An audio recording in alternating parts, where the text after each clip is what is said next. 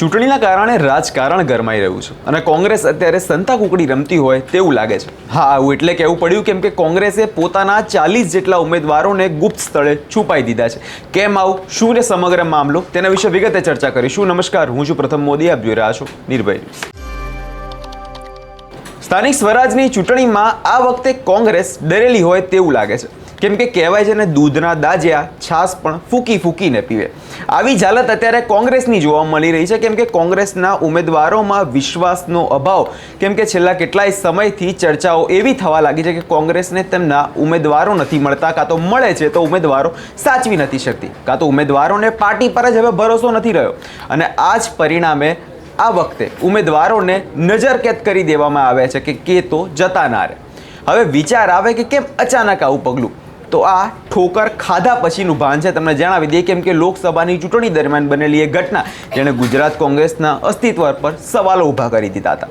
જ્યારે નિલેશ કુંભાણીના ટેકેદારો ફરી ગયા, ફોર્મ પરત થઈ ગયા અને અંતે ભાજપના ઉમેદવાર બિનહરીફ રીતે જીતી ગયા હતા.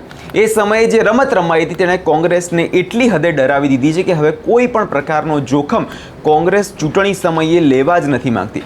કોંગ્રેસે જે બેઠકો પર પોતાની જીત નિશ્ચિત માની છે ત્યાંના ઉમેદવારોને ખાસ સેફ હાઉસમાં રાખવામાં આવ્યા છે. શહેરની બહાર આવેલા 11 જેટલા સિક્રેટ લોકેશન વિશેની જાણકારી માત્ર ગણ્યા ગાંઠા પ્રદેશ નેતાઓને જ છે. અને મજાની વાત તો એ છે કે આ ઉમેદવારો બહારની જે વાસ્તવિક દુનિયા છે તેનાથી અત્યારે સાવ ડિસ્કનેક્ટ છે. એટલે તેમના મોબાઈલ ફોન હોય કે તેમને બધું જ જમા કરી લેવામાં આવ્યું છે. સૂચના એટલી હદે કડક છે કે તેઓ પોતાના પરિવાર કે મિત્રો સાથે પણ વાત નથી કરી શકતા. અને હાઈકમાન્ડને ડર છે કે જો કોઈ નેતા કે કોઈ વિરોધ પક્ષનો વ્યક્તિ સંપર્ક કરશે તો ફરીથી સોદાબાજી હવે પાછી શરૂ થઈ જશે. અને આ માત્ર અજ્ઞાત સ્થળ સુધી સીમિત નથી. દરેક ઉમેદવારની સાથે 2 વિશ્વાસુ અને ગુપ્ત કાર્યકરોને પણ રાખવામાં આવ્યા છે. આ કાર્યકરો ઉમેદવારોની તમામ જરૂરિયાતો પૂરી કરશે પણ સાથે સાથે તેમની દરેક હિલચાલ પર પણ નજર રાખશે. જો કોઈ ઉમેદવાર અજ્ઞાત સ્થળેથી બહાર નીકળવાનો કે કોઈ છુપી રીતે વાત કરવાનો પ્રયાસ કરશે તો સીધો તેનો રિપોર્ટ હાઈકમાન્ડને સોંપવામાં આવશે. ગંભીર અતિ ગંભીર ગુનેગારો, આતંકવાદીઓને, ડ્રગ ડીલરોને અને જે સમાજની અંદર અસામાજિક તત્વો છે એને પકડવાનું કામ પોલીસનું હોય છે. પણ પોલીસ જે નાના સમાજસેવક છે, જે નાના ઉમેદવારો છે, જે લોકોનું કામ કરવા આવી રહ્યા છે તેઓને ડરાવી ધમકાવી અને લોકતંત્રની હત્યા કરવાનું કામ કરી રહી છે. સરકારના ઇશારે જે અધિકારી સુરત શહેરની અંદર તમામ એવા અધિકારીઓ જે 3 વર્ષથી વધારે નોકરી કરતા એઓની તમામ અલગ, પણ આ 2 અધિકારી અને આ સ્ટાફના લોકો જે વર્ષોથી ચોંટી રહેલા છે અને ભારતીય જનતા પાર્ટીની ઓફિસથી કાર્યરત છે તેઓને કેમ સાચવવામાં આવે છે. આજે અમે રાજ્ય ચૂંટણી પંચ, એ શહેરનું ચૂંટણી પંચ કમિશનરને પણ વારવાર અમે ફરિયાદ કરી, પણ આ અધિકારીઓને ઉપરથી બીજેપી ગવર્મેન્ટ એમને રક્ષણ કરી રહી છે. વિરોધ પક્ષને લોકોના મતને દબાવવા, ડરાવવા, ધમકાવવા માટેની કોશિશ કરી રહી છે. તેઓ ચૂંટણી પંચની ઓફિસની અંદર ખુલ્લેઆમ સરકારી હથિયાર, દંડા અને પૂરો સાદા ડ્રેસમાં આવી અને ધમાલ મચાવે છે, ડરનો માહોલ ઊભો કરે છે. બીજેપીના નેતાઓ સાથે હાથમાં હાથ નાખી અને જે માહોલ ઊભો કરે છે તેના પરથી સાબિત થાય છે કે આ લોકોની ભ્રષ્ટાચારની પોલ ખુલી છે અને સુરતની જનતા તેમને હરાવવા જઈ રહી છે.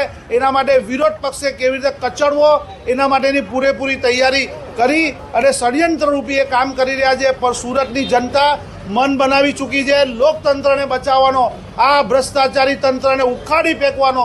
અને સુરત શહેર કોંગ્રેસ અમારા તમામ નગરસેવક, તમામ ઉમેદવારોની સાથે છે. અમે રક્ષણ કરીશું. અમારું લોહીનું ટીપું છેલ્લું હશે ત્યાં સુધી લડવું, પણ આ લોકોને, આ ભ્રષ્ટાચારીઓને સરેન્ડર નહીં થઈએ અને અમે લડતા રહેશું. એ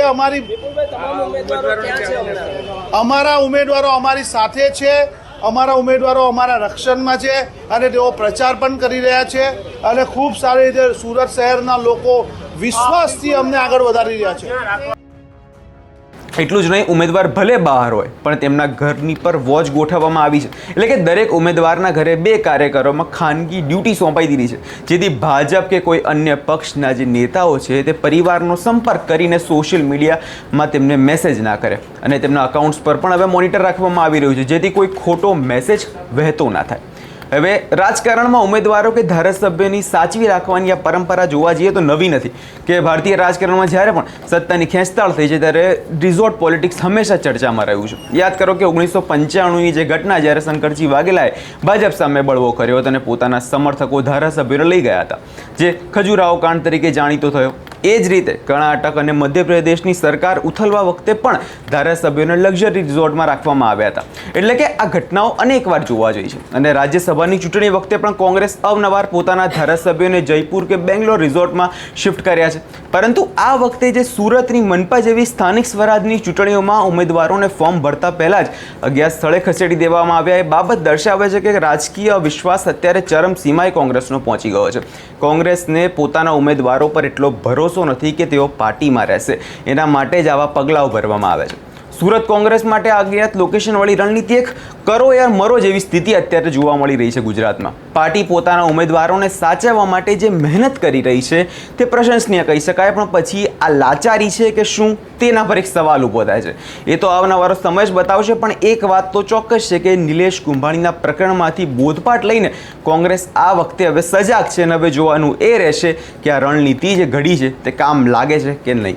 તમારો શું અભિપ્રાય છે અમને કમેન્ટ કરી ચોક્કસથી જણાવજો. અમારી ચેનલ નિર્ભય ન્યૂઝને લાઇક, શેર અને સબસ્ક્રાઇબ કરવાનું ભૂલશો નહીં.